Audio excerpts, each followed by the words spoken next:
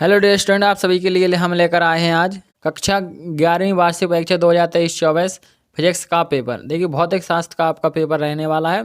इस प्रकार आपका पेपर है। देखिए टोटल क्वेश्चन रहेंगे आपके, देखिए 19 और टाइम रहेगा आपका 3 घंटे और आपके मार्क्स रहेंगे 70 और पेंट पेज रहेंगे 8। तो अब इस प्रकार इस पेपर को आप कंप्लीट करते हैं।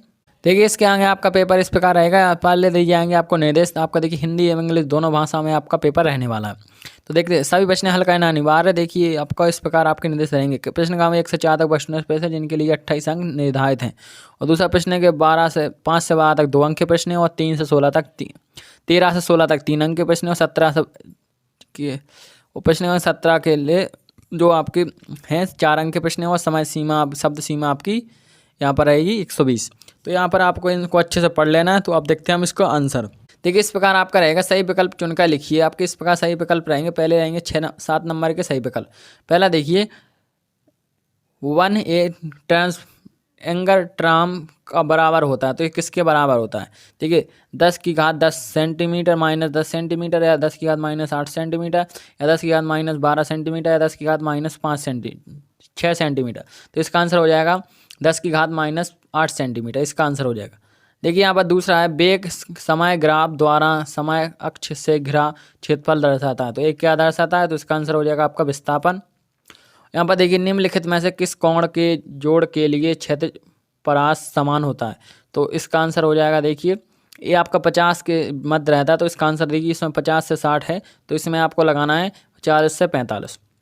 इसका करेक्ट आंसर हो जाएगा ऑप्शन नंबर डी। इसके बाद देखिए आपका चौथा क्वेश्चन है, किसी वस्तु में गतिज ऊर्जा में परिवर्तन निम्न में से किस भौतिक राशि को व्यक्त करता है? तो कौन सी राशि? बल, द्रव्यमान या संवेग या कार्य? तो इसका आंसर हो जाएगा आपका द्रव्यमान। देखिए 5वां है, कोणीय संवेग का ऐसा ही मात्रक है? तो आपको इसमें इसका मात्रक बताना है। और इसके बाद देखिए आपका 6वां क्वेश्चन है, यहाँ पर 20 डिग्री सेल्सियस तापांतर तुल्य होता है। तो किसके तुल्य होता है? तो देखिए इसमें क्या करना है, जितना डिग्री आपको निकालना है तापांतर, तो इसमें आपको क्या करना है 273 प्लस करना होता है। तो आप 20 में आप 273 जोड़ेंगे, इसका आंसर आ जाएगा 293। इसका आंसर हो जाएगा 293 के। और देखिए जो आपका 7वां है, किसी सेकेंडी लोलक का दोलन काल तो होता है। तो क्या होता है? 1 सेकंड, 2 सेकंड या 3 सेकंड या अनंत? तो इसका आंसर हो जाएगा आपका 2 सेकंड। इस प्रकार आपका पहले क्वेश्चन के सभी विकल्प कंप्लीट हो गए। इस प्रकार आपका देखिए दूसरे प्रश्न में रहेगा खाली स्थान भरो। देखिए मैं आपको पहले क्लियर कर दूं, ये आपका देखिए रियल पेपर नहीं है, ये आपका इम्पोर्टेंट पेपर है। तो इम्पोर्टेंट पेपर यानी आपके अति महत्वपूर्ण प्रश्न वाला पेपर है। इसमें आपके अति महत्वपूर्ण प्रश्न रहेंगे जो आपके मॉडल पेपर या और भी पेपर सैम्पल पेपर में रहते हैं, लेकिन यही प्रश्न आपके बोर्ड परीक्षा में पूछे जाएंगे, यानी आपके जो पेपर रहने हैं उसमें पूछे जाएंगे। तो देखिए यहाँ पर दूसरा है आवेग, दूसरे का पहला है आवेग का ऐसा ही मात्रक, तो इसका न्यूटन सेकंड। और देखिए दूसरा है किसी वस्तु का खालिस्तान उसके जड़त्व को माप है। तो किसकी माप है? द्रव्यमान जड़त्व की माप है। तीसरा सर्वाधिक गुरुत्वाकर्षण नियंत्रण खालिस्तान मान होता है। तो इसका आंसर हो जाएगा। इसके बाद देखिए चौथा है देखिए प्रत्यस्तता गुणांक CGS मात्रक है। और 5वां देखिए कांच की नली में पारे का तल है। तो क्या हो जाएगा? उत्तल होता है। और देखिए 6वां है पानी के वाष्पन की गुप्त ऊष्मा खालिस्तान मान होता है। तो इसका हो जाएगा 540 किलोग्राम। और देखिए आपका 7वां है 2 परमाणु गैस की स्वतंत्रता की कोटि खालिस्तान होती है। तो 2 परमाणु गैस की स्वतंत्रता की कोटि 5 होती है। इस प्रकार देखिए आपके जो खालिस्तान थे वे सभी कंप्लीट हो गए। इसके बाद देखिए आपका तीसरा क्वेश्चन रहेगा, एक शब्द एक वाक्य में उत्तर लिखिए। तो ये आपके पूछे जाएंगे इस प्रकार। तो ये पहला है द्वितीय वृत्तीय गति के लिए अभिकेंद्री बल का सूत्र लिखिए। तो इसका ये आपका सूत्र लिख देना है। और यहाँ पर देखिए दूसरा है बल के MKS एवं CGS मात्रक में संबंध लिखिए। तो ये इसका आंसर है यहाँ पर। और देखिए तीसरा है द्रव्यमान ऊर्जा तुल्यता समीकरण लिखिए। तो ये आपका E बराबर mc²। और चौथा है क्या वर्षा की बूंदों की चाल गिरते समय लगातार बढ़ती है? तो ये आपका हो जाएगा। और देखिए आपका 5वां किस अवस्था में वास्तविक गैस आदर्श गैस की भांति प्रभावित होती है? इसके आंसर काफ़ी बड़े हैं दोनों के, इसलिए हम आपको यहाँ पर नहीं बता पाएंगे, लेकिन एक वीडियो में आपको हल सभी की दिखा देंगे। और देखिए आपका 6वां है ऊर्जा समविभाजन का नियम लिखिए। और देखिए अथवा है 7वां है कालांतर एवं पथांतर के मध्य संबंध लिखिए। तो ये इसका संबंध है, आपको इसका लिख देना है। तो आपके जो एक वाक्य में आंसर थे वे सभी कंप्लीट हो गए। अब देखते हैं अगला क्वेश्चन। देखिए यहाँ पर है सही जोड़ी मिलाइए। सही जोड़ी में आपको मिलाना, देखिए पहला गुरुत्वाकर्षण बल F, तो इसका आंसर देखिए हो जाएगा यहाँ पर ऑप्शन नंबर सी। और दूसरा है सरल लोलक का आपातकाल T, दूसरे को आपको मिलाना है ई से। तीसरा है जड़त्व आघूर्ण, तो इसको मिलाना है आपको देखिए यहाँ पर डी से। और आपका देखिए चौथा है कक्षीय चाल, तो इसको मिलाना है आपको पाँचवें को आपको यहाँ पर मिला देना है कहाँ पर, देखिए यहाँ पर सबसे ऊपर ए नंबर से। और देखिए चौथे को मिलाना है यहाँ पर एफ नंबर से, और पाँचवें में मिलाना है ए नंबर से। और देखिए छठवें को मिलाना है डेरी मैनुप्रस्थ तरंग की चाल, तो छठवें को मिलाना है आपको देखिए जी से। और सातवां है इसको मिलाना है आपको यहाँ से बी नंबर से। इस प्रकार आपकी सही जोड़ियाँ हो जाएंगी, इसका आप स्क्रीनशॉट ले लें। इसके बाद देखिए पाँचवें क्वेश्चन से आपके दो नंबर के क्वेश्चन स्टार्ट हो जाएंगे। पहला देखिए बेमीय विश्लेषण की कोई दो सीमा लिखिए, अथवा एक पारसेक में कितने खगोलीय मात्रक होते हैं। और देखिए आपका है 72 किलोमीटर घंटा को मीटर एवं सेकंड में परिवर्तित कीजिए। अथवा देखिए शून्य सदिश को परिभाषित। इसके बाद देखिए आपका ये 8वां क्वेश्चन है।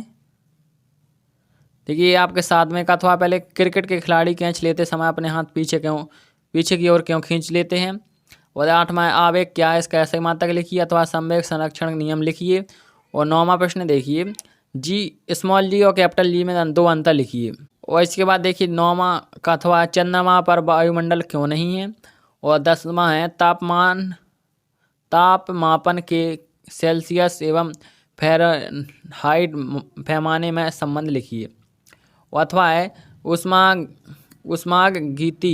ऊष्मागति की प्रथम नियम लिखिए। ऊष्मागति का प्रथम लिखिए, नियम लिखना है आपको। ऊष्मागति है उसका आपको प्रथम नियम इसमें लिखना है। यहाँ पर देखिए 11वां क्वेश्चन है गैस के अणुगति सिद्धांत के आधार पर दाब का सूत्र लिखिए। और आपका देखिए आदर्श गैस के दो गुण लिखिए।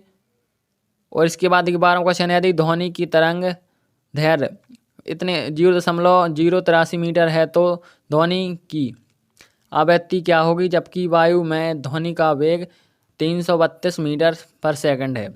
यह आपका 12वां क्वेश्चन हो जाएगा। इसके बाद देखिए यहाँ पर आपके 13वां क्वेश्चन है वायु में ध्वनि का वेग दाब P घनत्व D पर निर्भर करता है। यदि विमीय विधि से ध्वनि के वेग के लिए न्यूटन के सूत्र की स्थापना कीजिए। अथवा देखिए निम्नलिखित की विमाएं ज्ञात कीजिए। तो ऊष्मा चालकता गुणांक, कोणीय संवेग, योग प्रत्यास्थता गुणांक। इसके बाद देखिए 14वां क्वेश्चन है शक्ति के लिए सूत्र P बराबर F गुणे V स्थापित कीजिए। अथवा कार्य ऊर्जा प्रमेय लिखिए और में सिद्ध कीजिए।